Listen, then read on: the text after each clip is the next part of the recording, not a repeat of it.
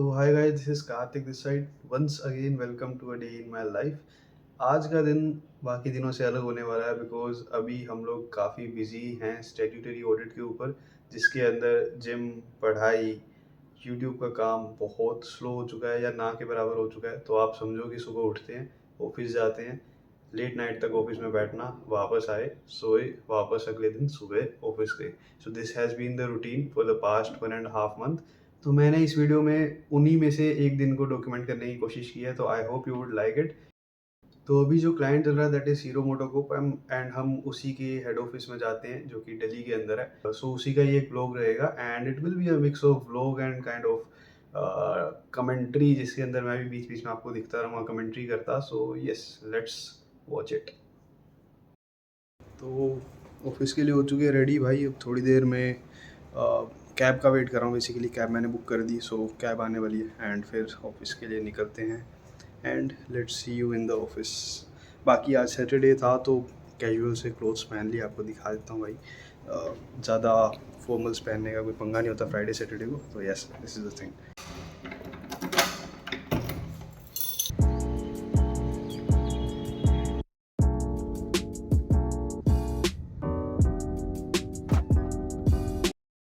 तो ऑफिस जाना daily cab से हो जाता है, रफली आधा घंटा लगता है जाने में and all the expenses for the cabs, आना जाना दोनों रिइम्बर्स हो जाते हैं। तो दैट इज इट। एंड आज का दिन, टुडे वाज द सैटरडे, जिसके अंदर मैंने कोशिश की व्लॉग करने की because the office is empty. हम लोग ही आते हैं, क्लाइंट प्लेस के लोग जो है वो बहुत कम आते हैं सैटरडे को, तो ऑफिस खाली होता है। इसलिए मैंने सोचा कि आज रिकॉर्ड कर लेता हूँ ताकि ईजिली रिकॉर्ड हो सके। एंड बारिश भी आ रही थी आज के दिन में, जैसे कि आप व्लॉग में देख लेंगे एंड आप ऑफिस के कुछ क्लिप्सेस देख सकते हैं आने वाली कुछ क्लिप्स के अंदर।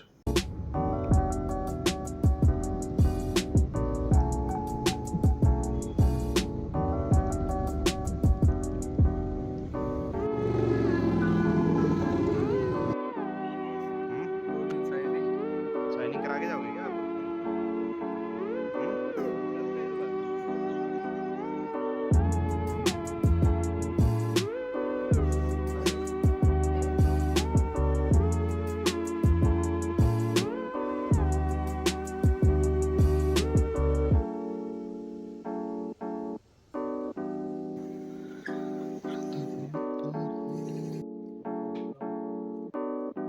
तो फाइनेंस एंड अकाउंटिंग की फील्ड में आजकल एक नया नाम चल रहा है जिसका नाम है ACCA। ये कुछ लोग आज की डेट में परस्यू करने जा भी रहे हैं, बट इसके बारे में इतनी बात नहीं की जाती।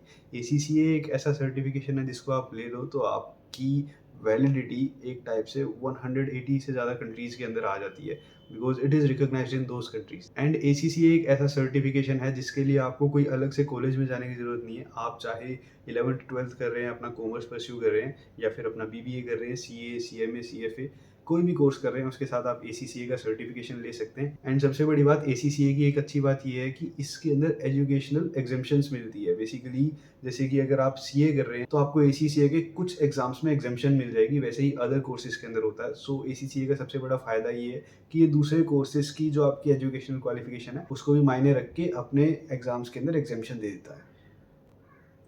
एंड आप जानेंगे कि ACCA की कोचिंग कंपैरेटिवली हायर साइड के ऊपर प्राइस्ड होती है, बट फिजिक्स वाला has brought ACCA's coaching at very affordable prices in India and आप इनके बैचेस को ज़रूर रेफर कर सकते हैं। अभी आप बहुत अच्छे डिस्काउंट्स पा सकते हैं बिकॉज फिजिक्स वाला is celebrating their 5th anniversary and इनके ACCA के 2026 के बैचेस पे आप अप टू 75% का डिस्काउंट भी ले सकते हैं।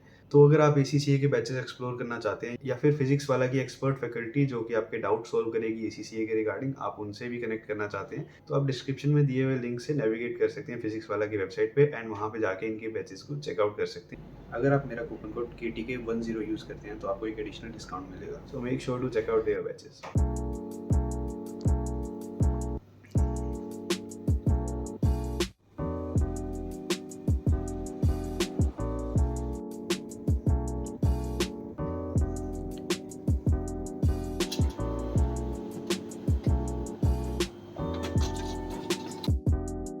जिस टाइम पे मैं ये वीडियो रिकॉर्ड कर रहा हूँ, this is the peak rush days और रश वीक और रश मंथ या रश आवर आप बोल सकते हो। इस टाइम पे सबसे ज़्यादा प्रेशर होता है एक स्टैट्यूटरी ऑडिट के अंदर, चाहे आप CA आर्टिकल हो या फिर बेसिकली कहें तो डेलोइट के अंदर, स्टैट्यूटरी ऑडिट के अंदर April and May are the busiest and this time is one of the busiest. तो आप समझो कि सुबह 11 बजे आते हैं, रात को 11-12 बजे तक सब निकलते हैं। So this has been the thing for around past 1.5 months and obviously Sundays को we get holidays या कम काम होता है but बाकी दिनों पे there is a lot of work, so yes this was a busy day and you can see that in the glimpses.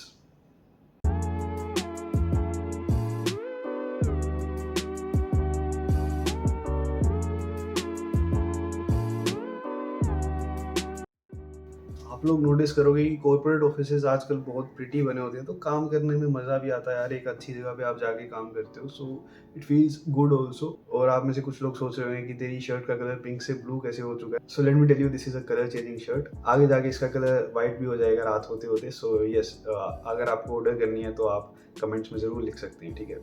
I will give you the link. अब आप बोलोगे कि भैया आप काम करने की एक्टिंग तो अच्छी कर रहे हो इस टाइम लैप्स के अंदर, बट आप एक्चुअल में काम क्या करते हो ऑडिट के अंदर?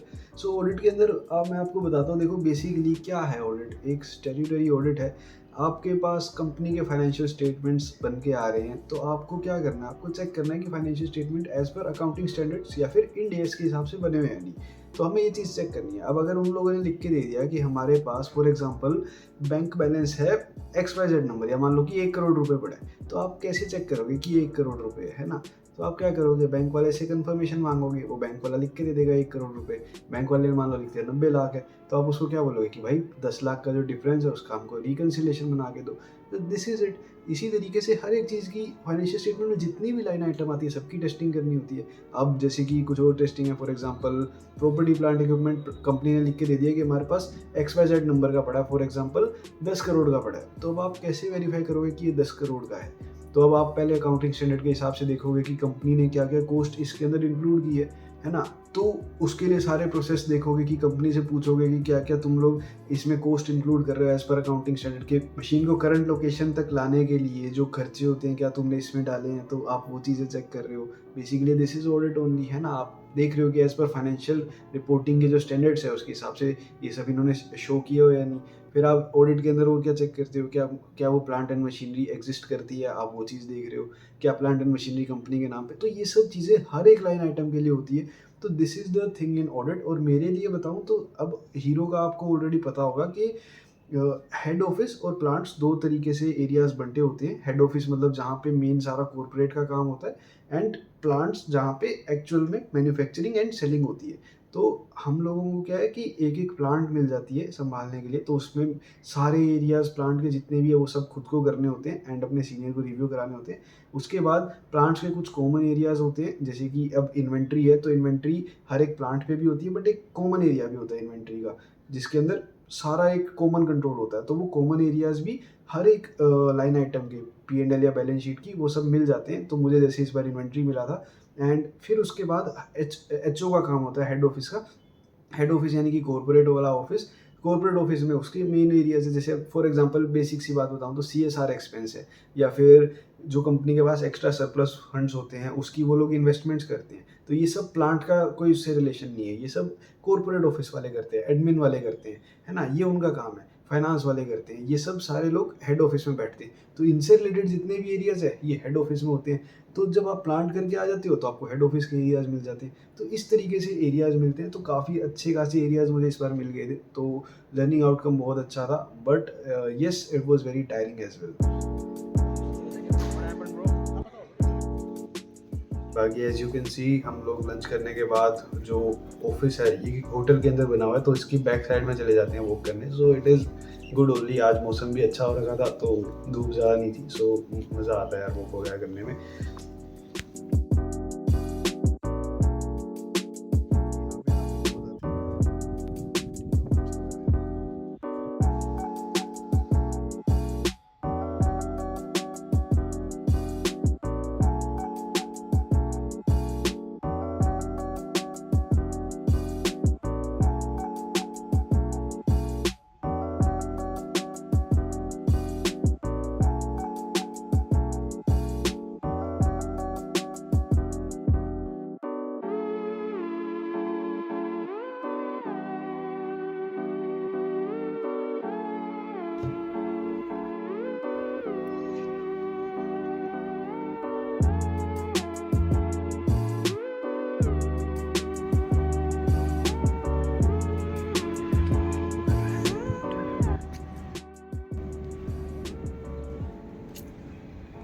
भाई कोचिंग में फंसे हुए हैं हम लोग रात के।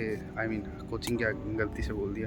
तो बस भाई कैब का वेट कर रहे हैं होटल के बाहर। आई मीन ऑफिस या होटल, कुछ भी बोलो, होटल बोलते हैं हम। तो यस, आने वाली 2 मिनट में कैब, फिर जाएंगे घर। रात के 2:30 बजे घर पहुंचूंगा, 3 बजे सोऊंगा, सुबह 11 बजे वापस पहुंचने का टाइम है। बट अपने थोड़ा सा लेट ही आएंगे यार। तो जिस दिन जो वाइट वाली शर्ट पहनी है, उस दिन रात को हम लोग 2 बजे निकले थे। And this was the only day जिस दिन इतना लेट तक बैठे थे। अदरवाइज इट वाज टिल 12 और 12:30 मैक्सिमम। सो यस, आप देख सकते हैं कि कभी कभी आप लेट तक निकलते हो। एंड इतनी लेट जब निकलते हो तो दिमाग को अंदाज़ा नहीं होता कि क्या बोल रहे हो, क्या कर रहे हो, because you are filled with sleep. So कई कई दिन ऐसे भी होते हैं। बट ऑनेस्टली बोलूँ तो मज़ा भी आता है, बिकॉज आप अपनी टीम के साथ होते हो। एंड अगर आपकी दोस्ती अच्छी हो रखी है तो आप इंजॉय भी करते हो। So yes, it is different experience. So मज़ा भी आता है। तो दिस इज़ इट।